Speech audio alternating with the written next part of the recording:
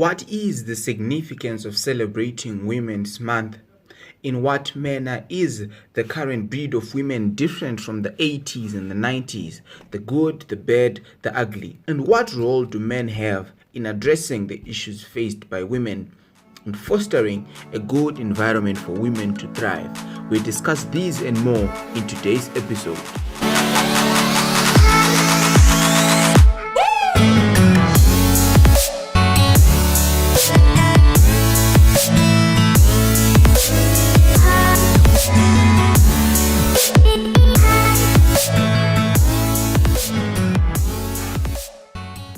Greetings, ladies and gentlemen, and welcome to yet another exciting episode on Dr. Truth's podcast. It is your host, Tinashe Mhlanga, aka Dr. Truth, and this month of March we bring you the first of the year, an exciting episode. We know that March the 8th was Women's Month and Women's Day actually, and we bring you this exciting episode to just dissect and sort of discuss some of the issues concerning women. Of course, usually we would expect women to be voicing women's issues, but today is a very different episode because we have a man. We are actually dissecting women's issues from his perspective, so to say. So I'm pleased to be introducing our guest today, the guy they call Mulla.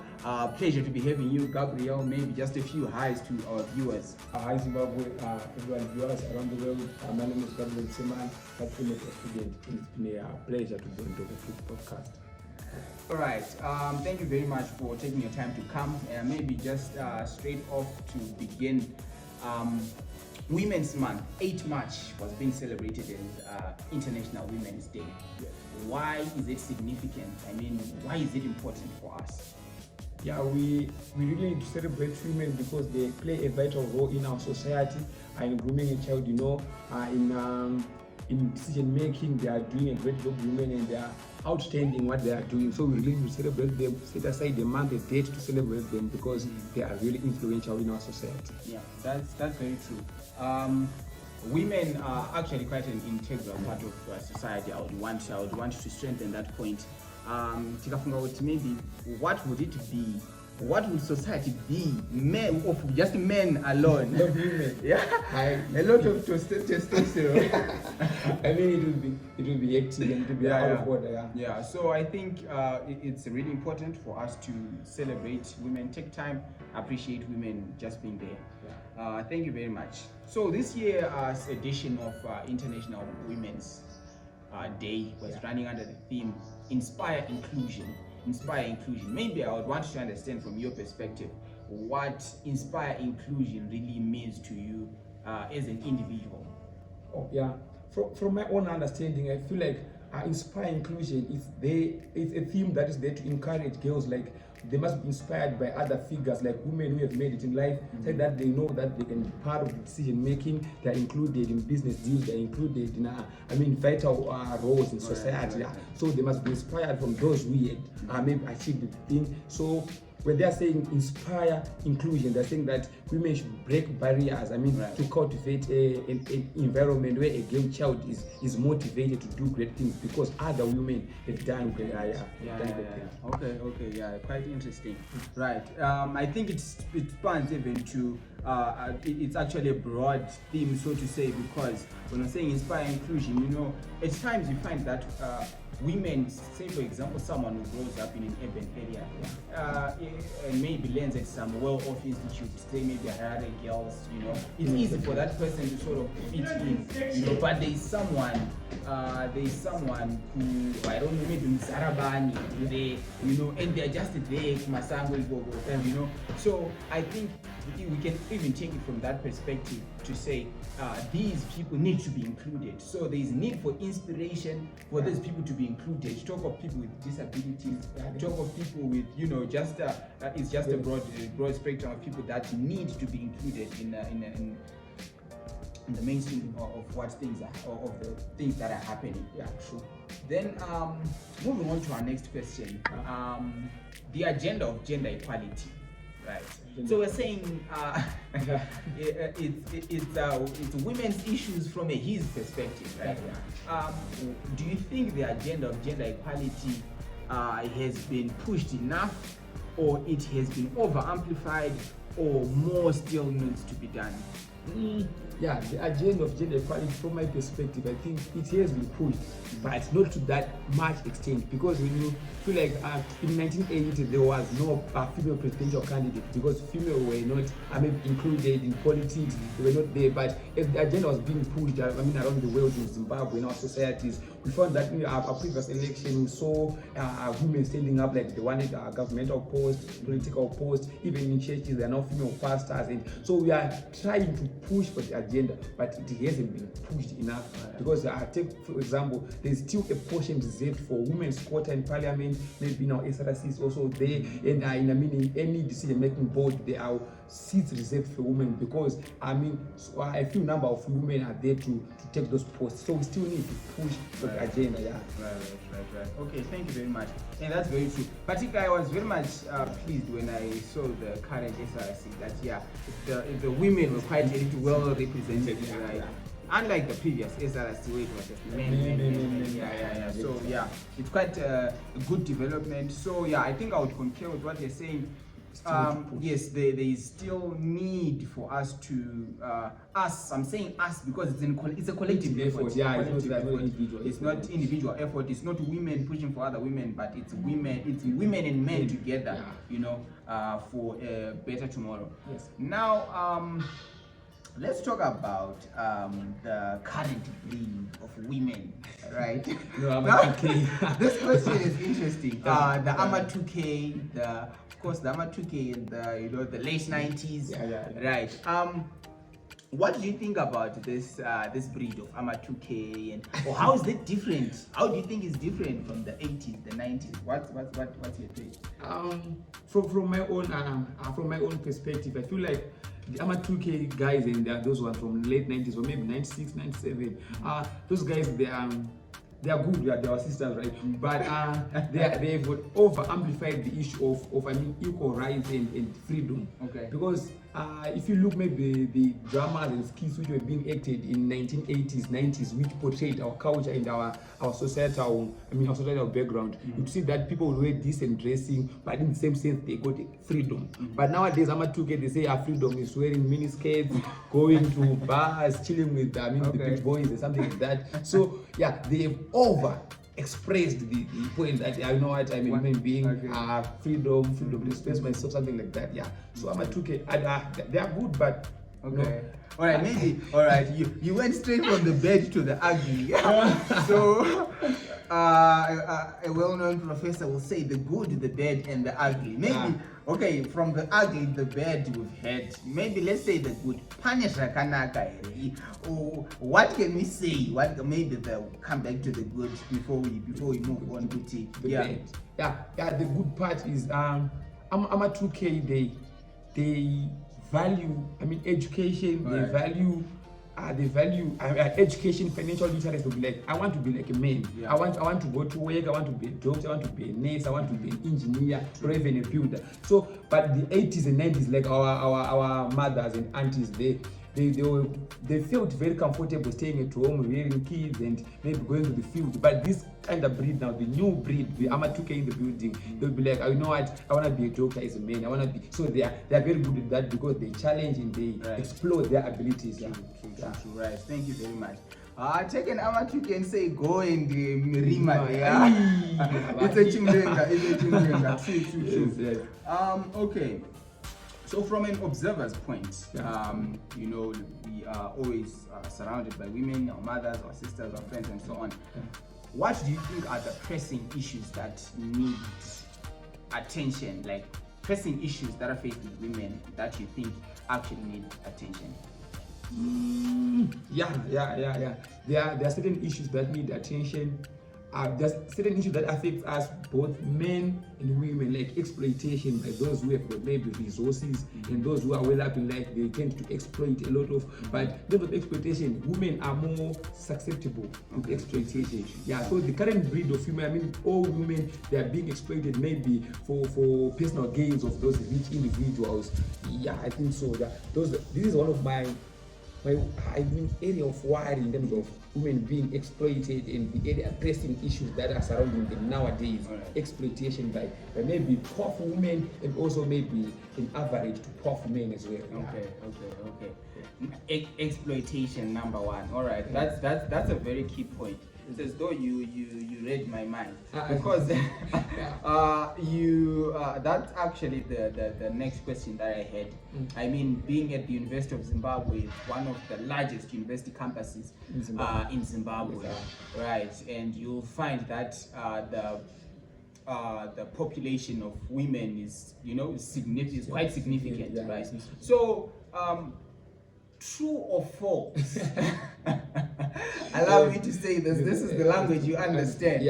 True or false? There is exploitation of women at university campuses, and if so, in what manner? True or false? I mean, trolls.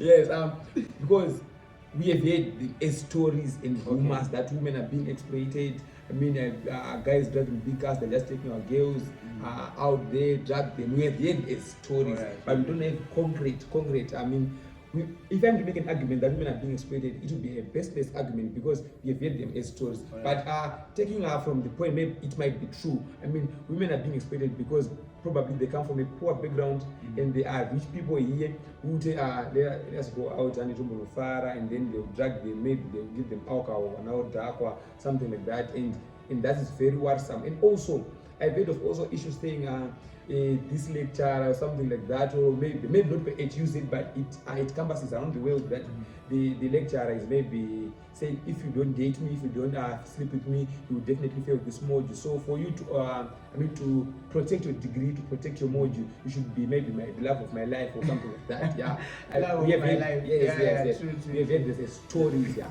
Okay. Yeah, I think I can relate to the one where the lecturer is saying, date me and get a pass. I think I've also heard that quite a number of times. So yeah, it's very true. I think it's very true. Maybe we might really not have ways to really support this, but where there is flame, where there is smoke, there is a fire somewhere. The fire may be small, but the fire is there somewhere. Yeah. Thank you very much. Now, as men, say maybe young men or even the older men, what do you think is our role in addressing the issues that women are currently are going through, whether it's in the workspace, academic space, or in the corporate world in general, or wherever women may be found? How do you think we as men, right, can contribute to maybe promoting equal grounds or promoting grounds that enable women to thrive? We as men, we can try by all means to promote the other gender by probably including them as I said earlier, including them in decision making. Because as long as women feel like inferior, they will stand the ground on their own. They will challenge the authorities, and women are fearless. Trust me, women are because drama, but they are fearless. So I feel like as a he side, we must try by all means to provide resources to women, to give them equal opportunities. If it's a promotion on workplace, it should be on competence based, not like, this is my nephew, this is a man, so I must give it to a man. You can't behave in a financial manager who is a woman. You can't behave in a head of surgery, a woman. So we as men, we should cultivate an equal ground whereby we will try to say, if a man can do this, women are also eligible to apply for this position. If we have got that environment, then we will try to curb some of the problems that women are really facing in the corporate world. I think that's the best way we can solve it. All right. Wow, interesting response there from Mulla. Right. Now, ladies and gentlemen, if ever you think of buying abroad, think China. And when you think China, Think Look East China shoppers. Whether it's buying and shipping or just shipping of already purchased goods, let us help you do that. From fabric to gadgets, lightweight to heavy-duty machinery, be rest assured we can do that for you. Look East China shoppers. Your satisfaction, our pride. So moving on, I wouldn't want to add anything, but moving on, women are good people. They are very good. Women are good people. Sure. But of course, we cannot just assume that there are no ills that they have sort of contributed. Because to be frank, men being men, there are ills that we have contributed to society. Men they are abusive, and this and that, murderers, thieves, and all that. Right. So maybe let's sort of talk about the moral trajectory of women, or maybe let's say particularly I'm a 2K, right? Talk of the moral trajectory. Are we still in the same moral boat as we used to be some 25 years ago, or there has been some few changes? Yeah. Still as a moral, I feel like it has been changing. Like the generational gap, yes, but this new generation, we are now exposed to internet, international movies, and we know what's happening in maybe Ukraine, Uganda, Poland, where it's something like different from what the Zimbabwe had maybe 25 years ago experienced. So in terms of moral, now we kind of have a dilution to our morals. Girls still know that, going to club when at age of 17, going to club is, wearing mini skirts, coming home at 11 p.m. or maybe tomorrow morning is still morally unacceptable. But they are doing it because they've experienced it maybe from an American college, university movie, or from a high school movie in India. So they tend to copy now from internet. So because of the presence of internet and social media, TikTok, Instagram, we are facing like a deviation. We are deviating from our morals and values as Zimbabweans. The girl child is trying, even the boys also, they were trying to copy the lifestyle we see on channel, or the lifestyle we see on internet, and these maybe hip hop artists and something like that. We feel like it's cool, it's something dope we get. Yeah. So because of that, now we in Zimbabwe now we no longer have that moral. What can I call it? Moral.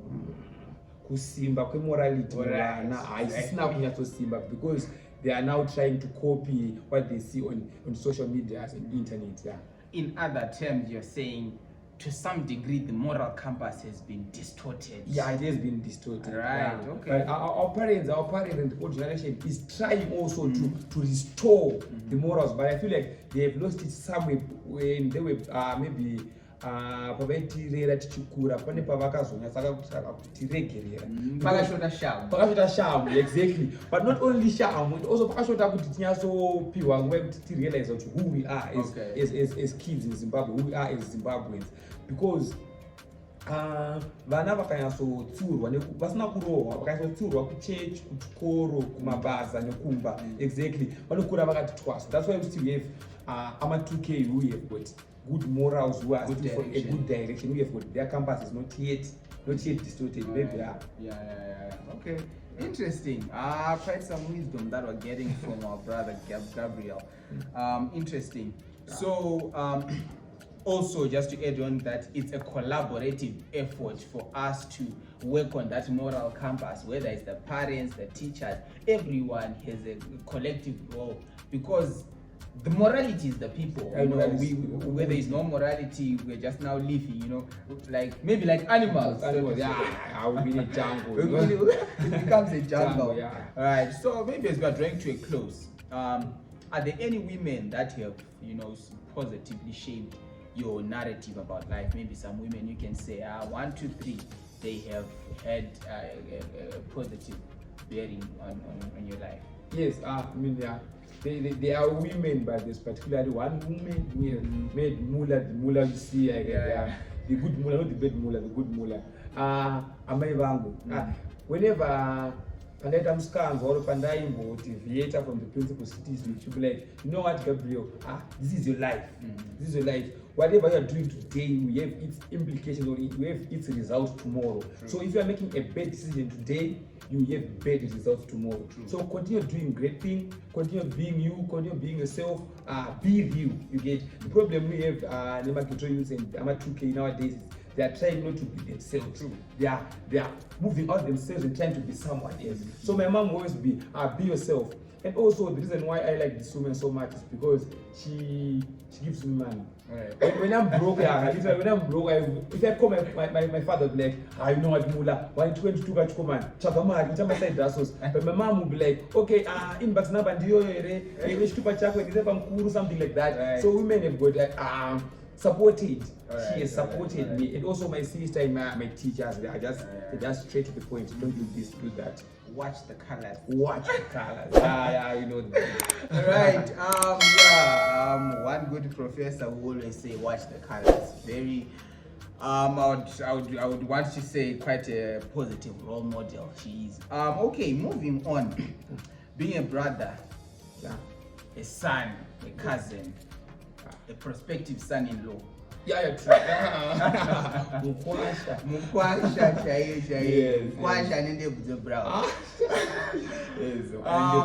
What would you be your closing remarks, to the women? Because we're saying this is, we are talking women's issues from his perspective. Yeah. What would be your closing remarks? Yeah,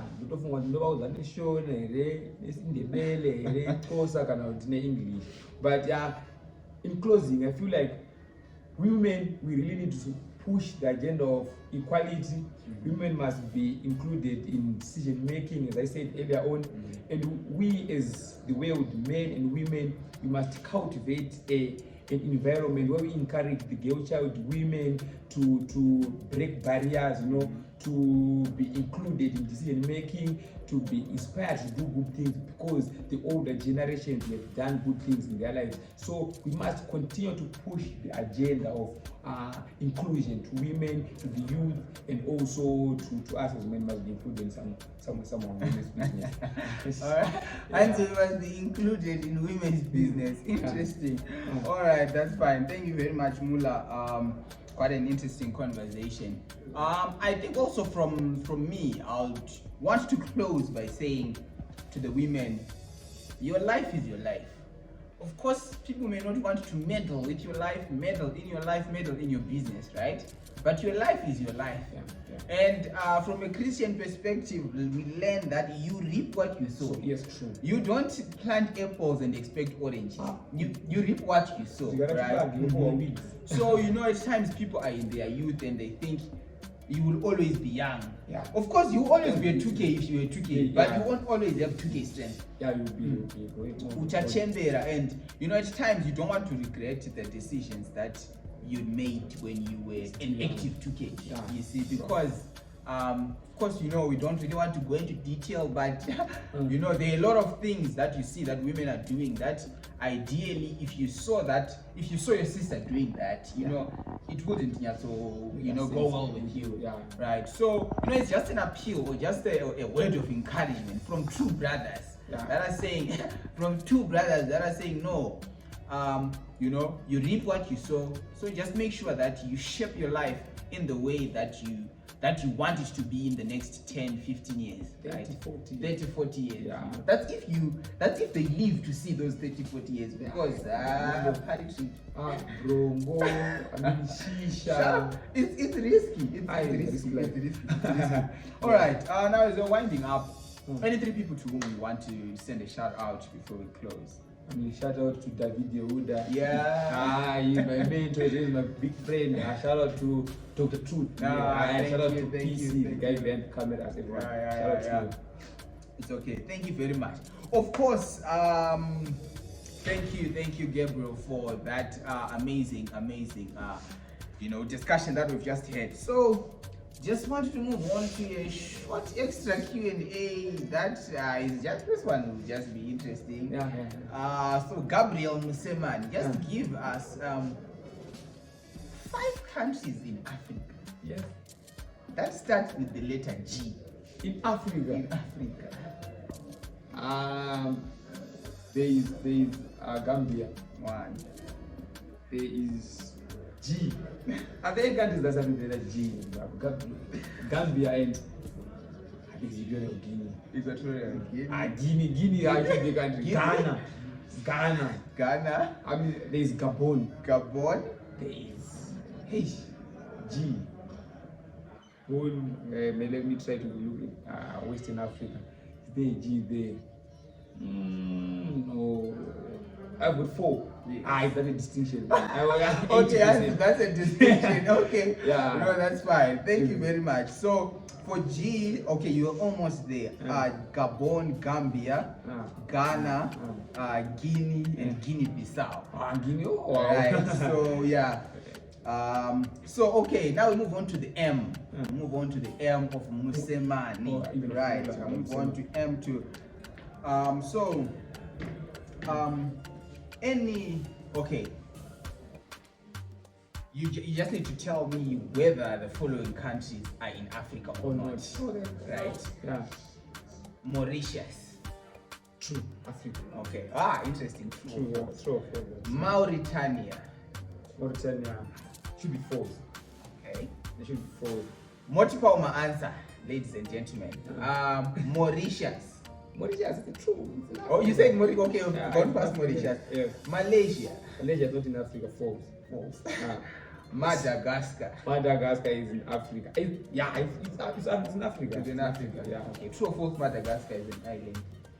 True. Okay. True or false? Okay. True or false? Madagascar is not part of Africa. True or false? I know it's part of Africa. Yeah, geographically, it seems like it's not part. Yeah, It's part of yeah, Africa. it is. Yeah. Then the final one. Morocco. Morocco is in Africa. Yeah, Okay. Morocco is in Africa. Morocco is in Africa. Yes. All right. So, ladies and gentlemen, as we close, Gabriel Musemani is a football fanatic. Ask him any football question, I'm sure he will be ready to give us a response. Right? Yeah. So, first question: Yeah. which country won the AFCON 20? The recent AFCON. South Africa, this is Ivory Coast. Ivory Coast. Yeah. That's true. That would be true, right? Yeah.